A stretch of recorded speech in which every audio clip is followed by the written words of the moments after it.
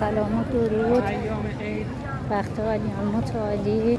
اینجا چهارباغ اصفهانه با مهمونای عزیزمون اومدیم چهارباغ بگردیم. امروز بعد از ظهر از شیراز تشریف آوردن و الان اومدیم چهارباغ گردی. و بسیار همه چی دلنشین، فضا، آدم‌ها، حال و هوا خیلی خوبه. خودتون رو معرفی میکنین؟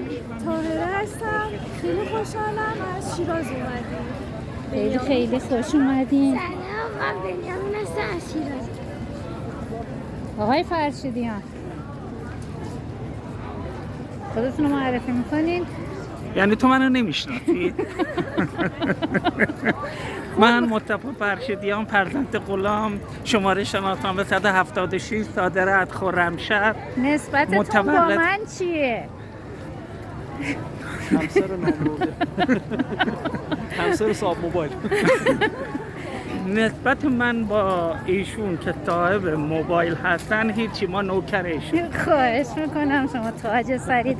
ایشون همسر بنده هستن و رفیق شفیق، همراه، پشتیبان و دوست. خب آقای فرشید نیا، شما خودتون فرشید نیا. فرشید نیا، بله بله.